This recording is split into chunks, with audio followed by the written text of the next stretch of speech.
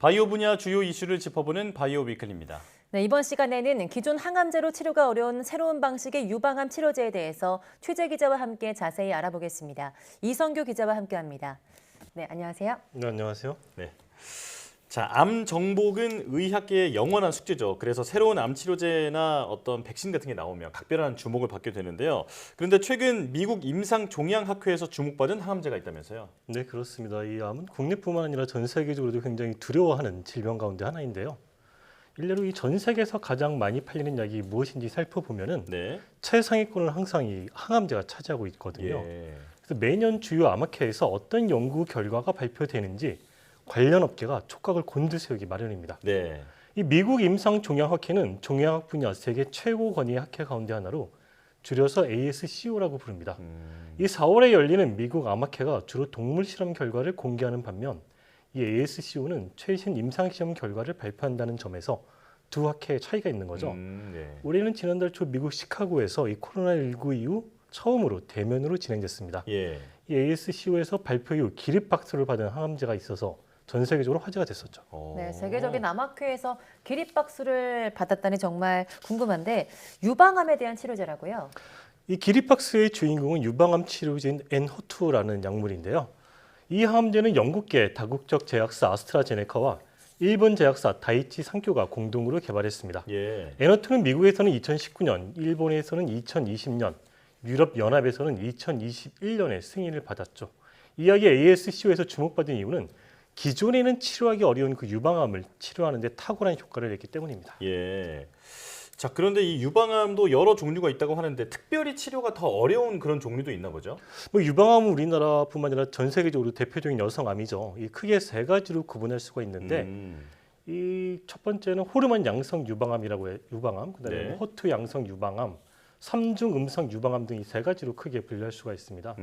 이 가운데 호르몬 양성 유방암은 그 유방암 세포 표면에 에스트로겐 수용체와 이 프로게스테론 수용체를 발현하는 암입니다. 네. 이 허투 양성 유방암은 유방암 세포 표면에 이 허투라는 단백질을 발현하는 유방암을 말하고요. 예. 이 삼중 음성 유방암은 이 호르몬 수용체와 허투를 모두 발현하지 않는 그런 유방암을 말합니다.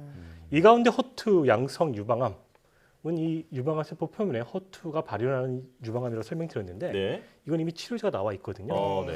근데 문제는 이 유방암 세포 표면에 허투가 발현이 되긴 하지만 좀 양이 적어서 기존의 이 허투 치료제로 잘 치료가 안 되는 그런 유방암이 있는데 이번에 네. 나온 그 N-호투가 이런 유방암 환자에게 효과가 있다.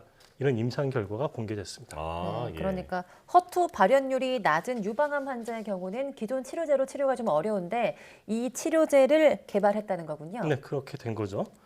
이 세 방식의 치료제, 이 항암제 원리를 좀 이해하려면 기존 항암제 원리부터 이해할 필요가 있는데요. 예. 이 허투 기존 치료제가 우리가 이제 항체 치료제라고 부르거든요.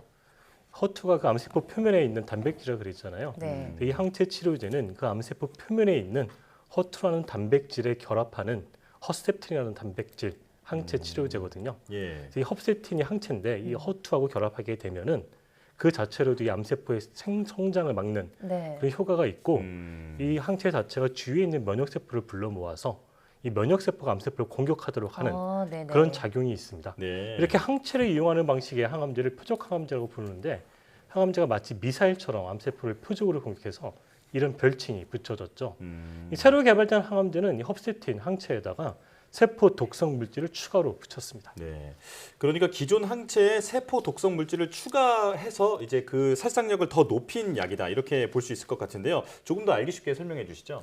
그러니까 기존 헙세틴 항체에다가 우리가 이제 항암제 세포 독성 물질을 추가로 붙였다고 설명을 드렸잖아요. 예. 근데 이런 방식의 치료제를 항체 약물 적합체 줄여서 이제 ADC라고 부르는데 여기서 이제 A는 항체를 뜻하는 안티바디고 네. D는 드럭 그래서 약물을 뜻하고 C는 컨주게이트라고 해서 이 항체와 약물을 연결하는 뭐 링커를 뜻하는 건데요. 쉽게 예. 말해서 항체에다 약물을 링커를 통해서 연결을 시켰다. 네. 이거 이제 ADC라고 부르는데 이번에 그 종양 암학회에서 이 헙세틴 ADC인 N-호투가 소개가 된 거죠. 아, 그렇군요. 네. 그 ADC라는 새로운 방식의 항암제 원리까지 설명을 해주셨는데 N-호투 작용 원리가 구체적으로 좀 궁금합니다. 그러니까 N-호투는 기존의 그 항체인 헙세틴에다가 이 항암제를 붙였다 그랬잖아요. 네. 그러면 먼저 이 항체가 헙세틴에 달라붙을 거 아니에요. 그 유방암 세포에 있는. 네. 네. 근데 그러고 나면은 이 세포 안으로 그 항암 물질이 쑥 들어가요. 그럼 이 항암 물질이 이 암세포의 DNA 복제를 억제하거든요. 네. 그러면 이 암세포가 증식이 억제가 되는 거예요. 아, 네. 이런 식으로 이제 암세포의 성장을 억제하고 그런 식으로 이제 작용을 하는 거죠. 예. 뭐 쉽게 말해서 흡세팅과 달리 추가로 항암 물질이 탑재가 돼서 어떻게 보면 이 폭탄 같은 거를 암세포 안에 끌고 들어간다. 그래서 암세포 안에서 폭탄을 터뜨린다. 네네. 이렇게 볼 수가 있고요. 이게 이제 그 허투 발현량이 적은 암세포에서 효과가 있는 이유는 이게 암세포 안으로 그런 세포 독성 물질이 들어가기 때문에 조그만 이게 달라붙어도 들어가서 이게 파괴하는 효과가 있다. 그래서 이제 효과가 있다 이렇게 볼 수가 있습니다. 네. 그렇군요. 그러니까 항체가 미사일처럼 암세포를 딱 찾아서 타격을 하면 이제 항체에 연결되어 있는 항암 물질이 그 안에 들어가서 폭탄처럼 터진다. 뭐 이렇게 이해를 하면 쉬울 것 같은데요. 자, 그렇다면 효과는 어느 정도길래 이렇게 기립박수를 받은 겁니까? 이 항암제의 효과를 평가하는 기준이 뭐 여러 가지가 있는데 그 전에는 이제 그 종양의 크기를 가지고 평가를 하기도 했었는데 네. 이 종양의 크기라는 게 뭐 일정 기간 이게 더 이상 증가하지 않기도 하고 항암 치료를 받지 않더라도 자연적으로 줄어들기도 해서 이 항암제의 효과를 좀 테스트하기는 좀 뭔가 부적합하다. 네. 그래서 이제 나온 개념이 환자의 생존 기간이라는 게 나왔어요. 예. 생존 기간은 건 무엇이냐면 항암 치료를 받고 나서 이 환자가 몇 년을 더 생존을 하느냐. 네. 근데 이걸로 항암제 효과를 측정했었는데, 근데 그러다 보니까 나온 개념이 뭐냐면 이 환자가 생존을 하는데 이게 좀 고통 없이 그러니까 예. 암이 더 성장하지 않아서 크게 고통을 받지 않고 생존을 하느냐, 아니면 암이 생존을 해서 좀 고통을 받으면서 생존을 하느냐, 이게 따라서 좀 항암 효과가 다 갈리는 거 아니냐 예. 이런 의견이 나와서 무생존 기간이라는 게 나왔어요. 무진행 생존 네네네. 생존 무진행 기간. 생존 기간이요. 이제 암의 성장이 진행되지 않고 환자가 생존을 하는 기간. 네. 그걸 의미하는 건데 이 N2 경우에는 기존에 화학 항암제를 처방했을 때보다 이 무진행 생존 기간이 한 50% 정도 증가했다. 뭐 이런 인상 결과를 발표한 거죠. 아, 네. 네. 그런데 N2뿐 아니라 허셉틴 ADC 개발이 전 세계적으로 진행되고 있다고요? 지금 이제 ADC가 어떤 바이오 분야의 큰 트렌드 중에 하나인데 이 그 N2 이외에도 캐사일라라고 이 그 ADC 유방암 두 개가 이미 시장에 나와 있는 상황이에요. 아, 네. 예. 근데 이거 말고도 한 8개 정도가 전 세계적으로 좀 임상 시험이 진행이 되고 있는데 여기서 주목할 점은 그 가운데 2개가 국내 바이오 기업이 오, 진행을 네. 하고 있다. 한 개는 중국에서 진행하고 있고 하나는 국내에서 진행하고 있는데 이 국내 기업들의 어떤 임상 기대볼 만한 그런 성과가 내기를 좀 바라는 거죠. 예, 네. 국내 기업의 선전 응원해 보도록 하겠고요.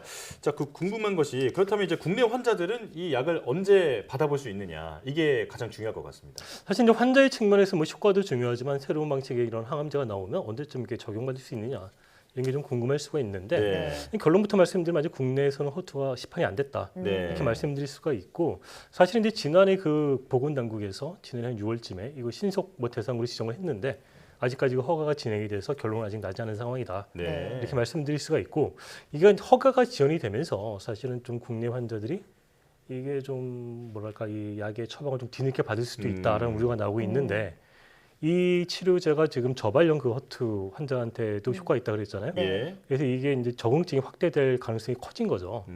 그렇게 되면 이제 기존의 이 허투 고발현되는 환자뿐만 아니라 저발현 환자까지 적응증이 늘어나면 이 적응증을 허가한 나라부터 공급이 될 거잖아요. 아, 예. 그러면 이제 미국이나 유럽 등은 그런 적응증 확대가 좀 더 빨리 이루어지니까 우리나라보다는 상대적으로 네. 이들 국가부터 먼저 공급이 이루어지면 이게 물량은 한정이 돼 있으니까 우리나라에는 좀 공급이 뒤늦게 될 수도 있다. 그러면 좀 환자들한테는 조금 더 늦게 이게 좀 혜택이 올 수도 있다. 네. 그런 우려의 목소리도 나오고 있습니다. 네. 네, 그래도 그동안 치료가 어려웠던 유방암 환자들에게는 기다려온 소식인 것 같은데 하루빨리 상용화 될 수 있었으면 좋겠습니다. 네, 오늘 말씀 여기까지 듣겠습니다. 고맙습니다.